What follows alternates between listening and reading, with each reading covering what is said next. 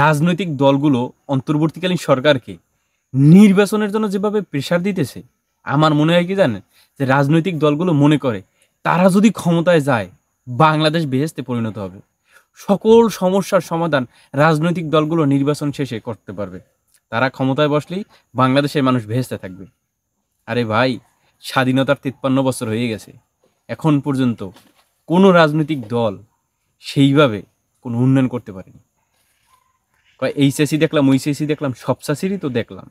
তো এখন চালাক না অন্তর্বর্তীকালীন সরকার কিছুদিন, ছাত্র জনতা জীবন দেশে ছাত্র জনতার সরকার থাকুক কিছুদিন, সমস্যা কি? ডক্টর ইউনূস তো আর দেশ চালাতে ব্যর্থ হচ্ছে না। তো এরপরেও এত তাড়াহুড়া, এত বিদিক কি লেগে আমি বুঝলাম না কিছু।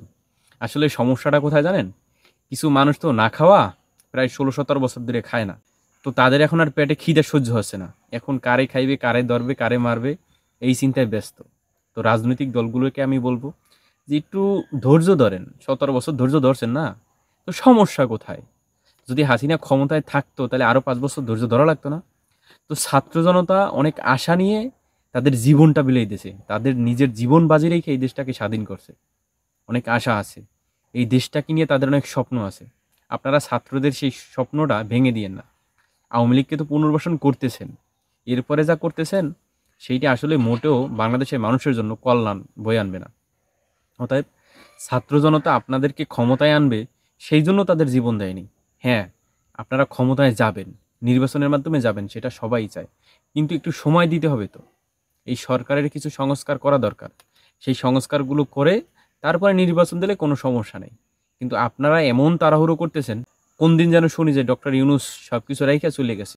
কারণ হলো কি, আপনারা যে পরিমাণ তাড়াহুড়ো করতেছেন, এই তাড়াহুড়োর জন্য সে চলে যাইবে, বলবে যে আপনাদের কাজ আপনারা করেন, আমি চলে গেলাম। তো দিন শেষে আওয়ামী লীগের কথাই সত্যি হবে। আওয়ামী লীগ এখন বলে না যে আজকে পালিয়ে যাবে ডক্টর ইউনূস, কালকে পালিয়ে যাবে। আসলে তো সে তো পালিয়ে যাবে না, সে ক্ষমতা ছেড়ে দেবে আপনাদের এই তাড়াহুড়োর কারণে। কারণ বাংলাদেশে যে নোংরা রাজনীতি চলে, সেই রাজনীতিতে সে অভ্যস্ত না।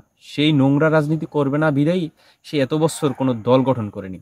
হয়তো ডক্টর ইউনূসের মতো একজন ব্যক্তি, তার একটা দল নাই বা তার কোনো ভূমিকা নাই নির্বাচনে বা দেশের রাজনীতিতে, এত বছর ছিল না, সেইটা হয় না। সেই নোংরা রাজনীতি পছন্দ করে না বিধায় কিন্তু তার কোনো ভূমিকা ছিল না। তো আপনারা এত নির্বাচনের জন্য প্রেশার দিয়েন না। নির্বাচনের জন্য সঠিক সময় আসলে অবশ্যই ডক্টর ইউনূস নির্বাচন দেবে। সে সারা জীবন ক্ষমতায় থাকবে না, ক্ষমতায় থাকার জন্য সে চিন্তা ভাবনা করতেছে না। এটা হাসিনা না যে সারা জীবন ক্ষমতা আঁকড়াই ধরার চেষ্টা করবে। ডক্টর ইউনূস সঠিক সময় ক্ষমতায় সে ছেড়ে দেবে। শুধুমাত্র একটু সুষ্ঠু নির্বাচন করার একটু সুযোগ দেন। বুঝতে পারছেন?